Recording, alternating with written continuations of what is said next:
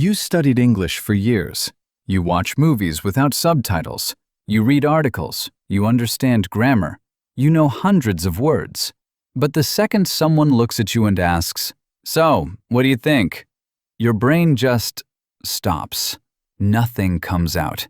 You smile, you say, and you feel this horrible heat in your chest, like you failed. Again. And the worst part? You knew the answer. You knew the words. But something between your brain and your mouth just broke.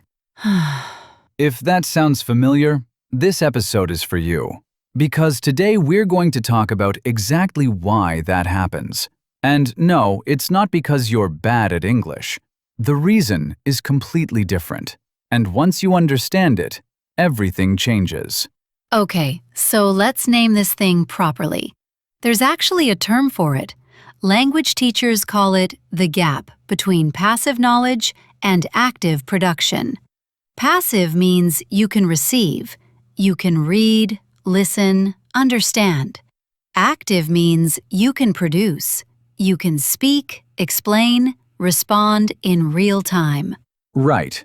And most learners, especially people who study in school or by themselves, they develop a really strong passive side.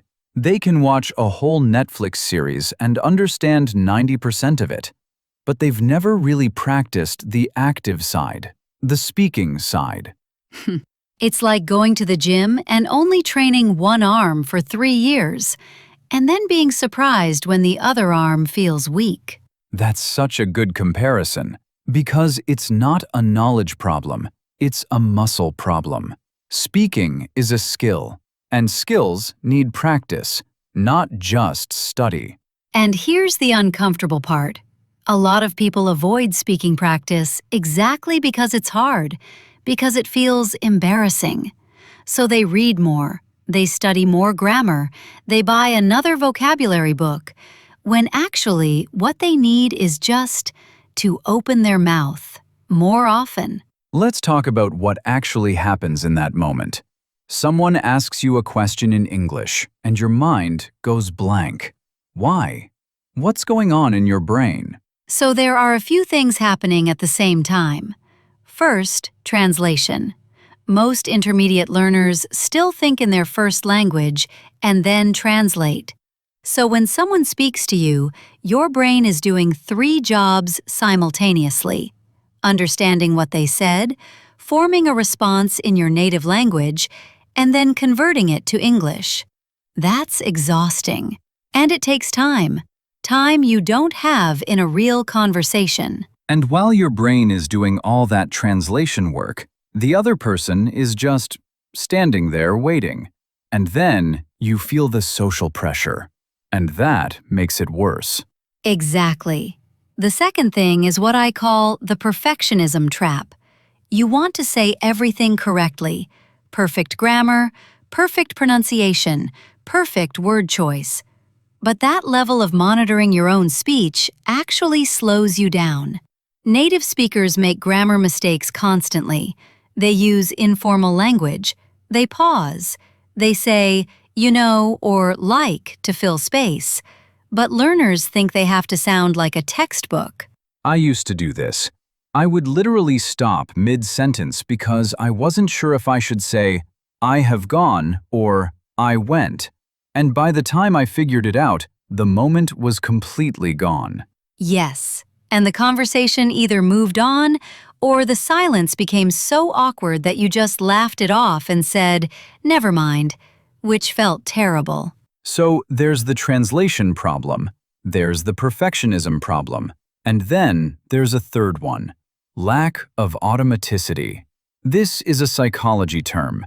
It basically means when you first learn something, you have to think about every single step. But when something becomes automatic, your brain does it without effort. Like driving a car. At first, you're thinking mirror, signal, brake, gear, everything conscious. But after a year, you don't think at all. You just drive. Speaking in a second language is the same. Right now, for most learners, every word, every sentence is a conscious decision. That takes enormous mental energy. And when you're tired or nervous or in a high-pressure moment, that system crashes. And the only way to build automaticity is repetition.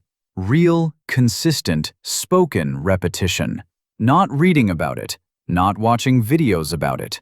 Actually saying things out loud. So what do we actually do about this? Because I think a lot of people listening right now have heard, just practice more speaking 100 times. But that advice feels so vague, like, practice with who? How? Where? Right. So let's make it real. The first thing that genuinely helped me was something called self-talk. Literally narrating your own life in English. When you wake up, you say to yourself, out loud or in a whisper, I'm going to make coffee. I'm feeling a little tired today.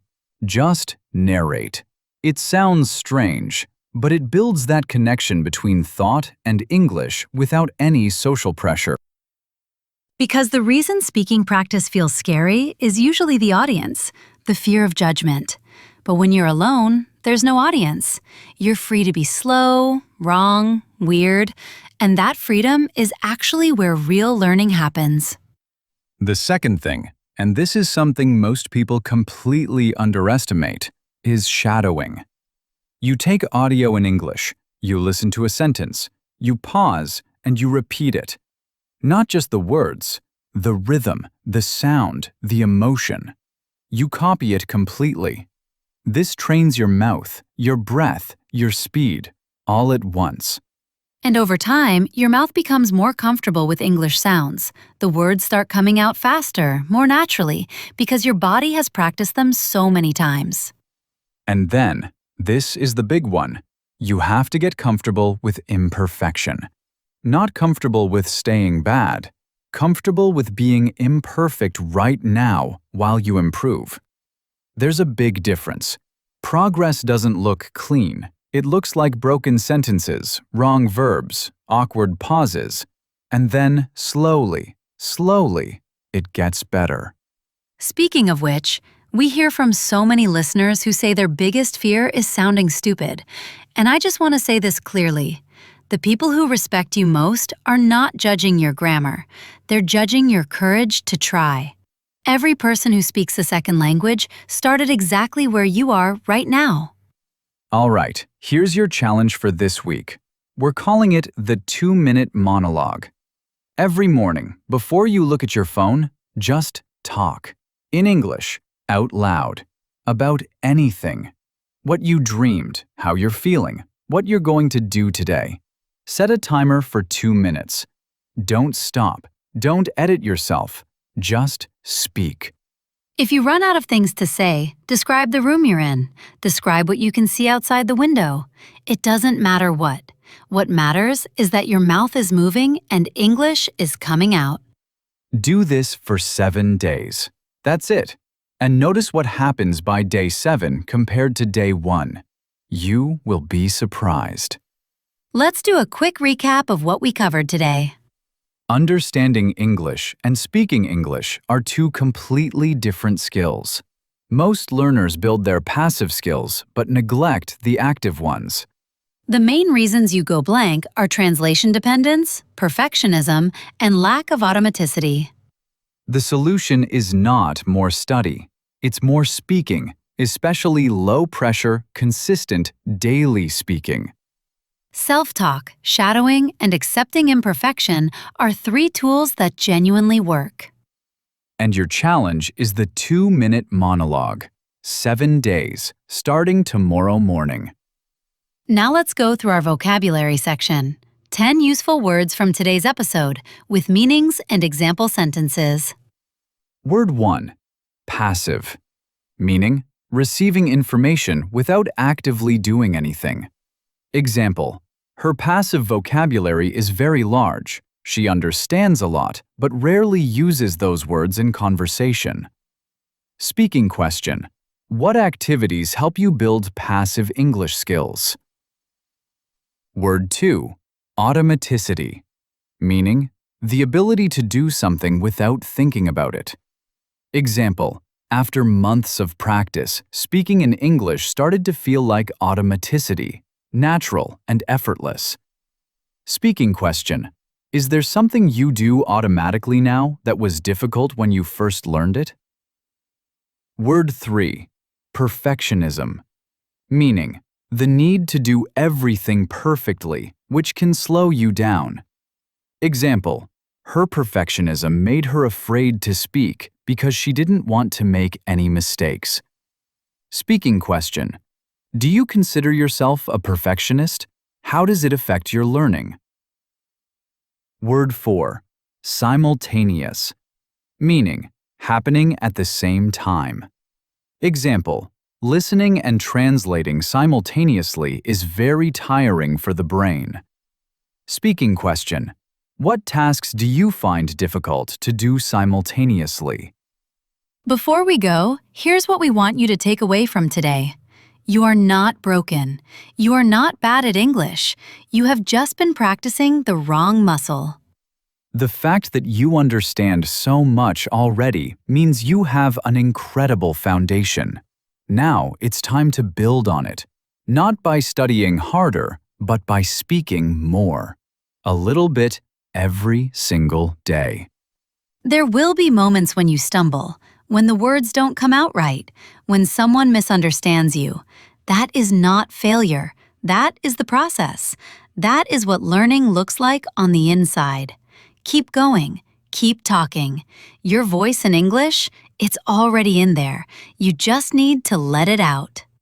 If this episode helped you see your language learning differently, we'd love it if you subscribed to the channel.